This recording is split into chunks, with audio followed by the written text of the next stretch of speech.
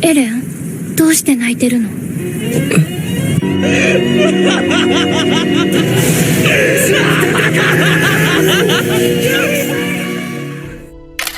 Let's talk about the last episode, and I will be brutally honest because I'm a fan of Attack on Titan, and I'm not going to lie to myself like Eren does.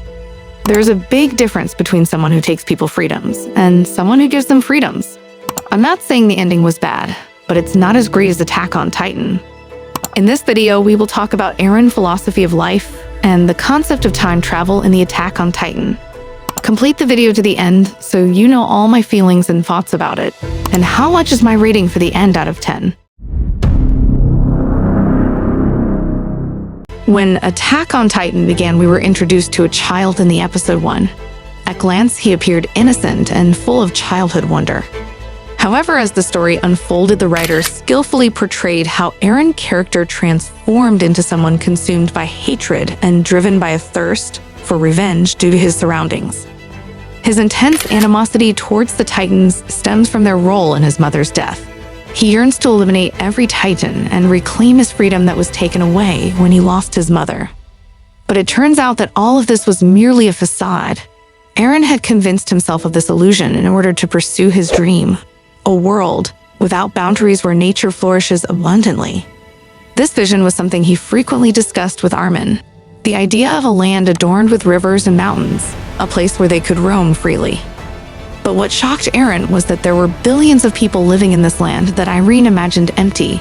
So in order to achieve his dream, he had to destroy the earth. Eren convinced himself that he was pursuing his goals for the sake of his friends.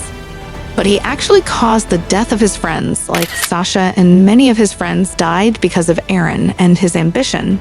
In a moment, Eren's confession to Armin revealed that his desire was to witness a world stained with blood and desolation. This is my dream, and I am a slave to freedom.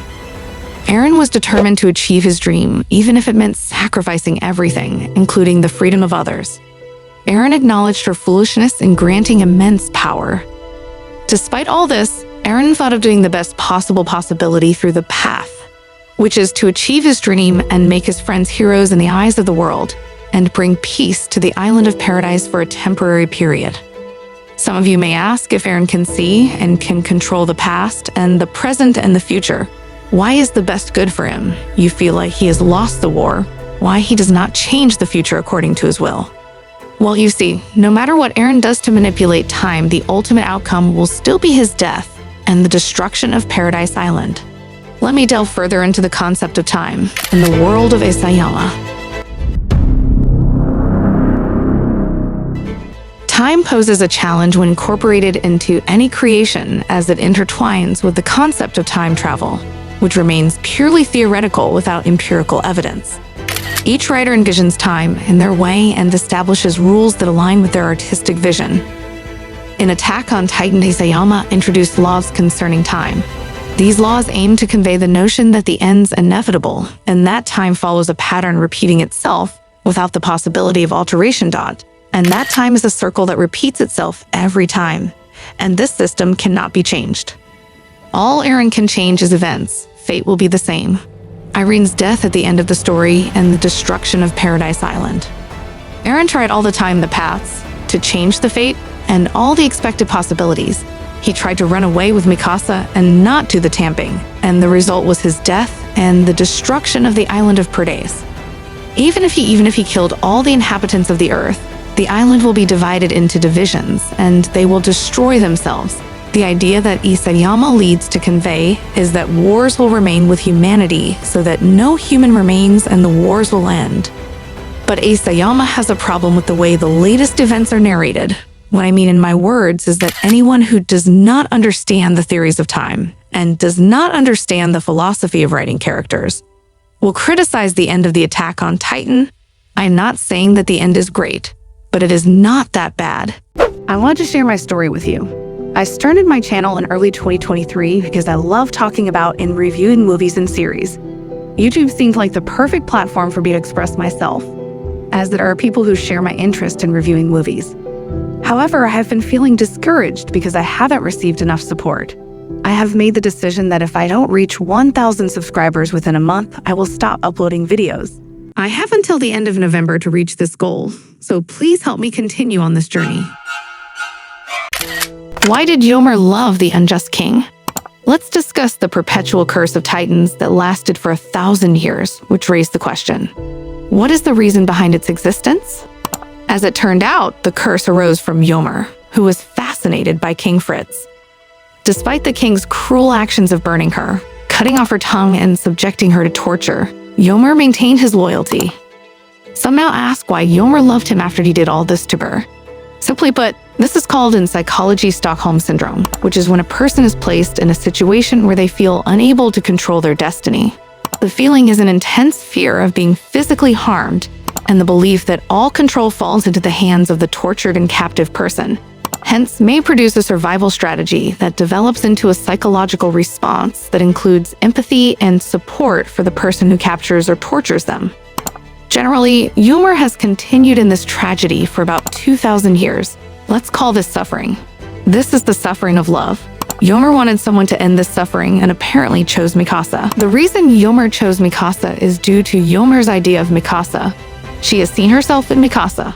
However, Yomir was tortured by the one she loves. Hence, Mikasa was saved by the one she loves at the beginning of the anime. However, both cases involve the same kind of love. So Yomir decided to choose Mikasa to observe how she handled this situation. The dialogue between Armin and Zeke. It all starts when Armin is kidnapped by this creature from the huge giant Yomir. The reason behind this kidnapping is his meeting with Zeke. This particular diction carries significance in the loop because it triggers a series of affected events. In the episode, we saw Zeke lose his faith in everything, including his hope in Eren. It's natural to wonder why Zeke has reached the point of losing his passion. Because when Yomir chose Eren plan, she didn't choose Zeke plan. The plan that was his goal and purpose of his life involves euthanasia. However, since he could not achieve this goal, he gradually lost his passion. During a conversation with Armin, Zeke was skeptical about the purpose of existence. He wondered if our only goal was reproduction and thought about the importance of this process. In general, he had doubts about the concept of quality in life. In this scene, it turns out that Zeke is unpassionate.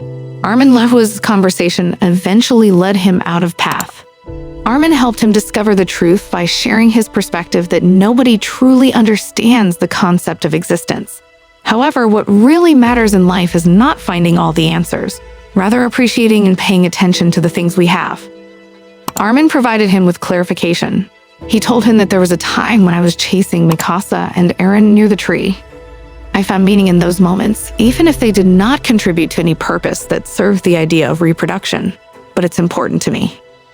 This chat reminded Zeke of the moments he experienced while playing baseball with Tom. Those moments struck a chord within him because they brought him happiness and a sense of being truly alive. Perhaps that's why his passion was reignited after facing disappointment with the failed euthanasia plan. The studio. If you're not familiar with MAPPA Studio, it's a studio known for their work on the final season of Attack on Titan. However, there have been reports regarding a work environment at MAPPA Studio. Several employees have come forward to express concerns about the challenging conditions and overall toxicity within the studio. In general, it has been a trying period for MAPPA Studio employees. The translation process, from manga to anime, demanded dedication and hard work. Despite the challenges faced by the MAPPA Studio, they showed excellent animation skills, and I was particularly impressed by the meticulous attention to detail in this particular scene. It is located in the tranquil countryside amidst majestic mountains and fluttering butterflies. A tranquil haven, Eren and Mikasa are there. We note the distinctive feature of his short hair. This change in appearance carries deeper significance, as it symbolizes a profound transformation within Eren. After the death of Erwin Smith, subsequent activation of his powers and memories, Eren underwent a shift in his perspective towards life. He found himself detached from worldly interests, embracing a sense of apathy. His decision to lengthen his hair was a visual representation of his conviction that he had nothing left but to move on and achieve his fate. However, the reason behind his current short hairstyle is his interest in Mikasa. Wanting to please her, he adopted this look. Because Mikasa prefers shorter hair to Eren, the studio perfected all those details properly. What is my rate? For me, as I said at the beginning of the video, the end wasn't that bad. And I think if Isayama had explained to us the concept of time in Attack on Titan, everything would have changed. I wasn't with Eren's decision to kill all humanity in order to get his freedom. Inside me, I knew that the best end to Eren was to die, but at the same time, I wanted him to die in a great way. I wanted to cry for Eren for years, but when Eren died, I didn't feel anything. And the strange thing about it is that Mikasa killed him, and she did not hesitate. For me, Eren died in this way. I did not like it. So my rating for the last episode of Attack on Titan is 7 out of 10.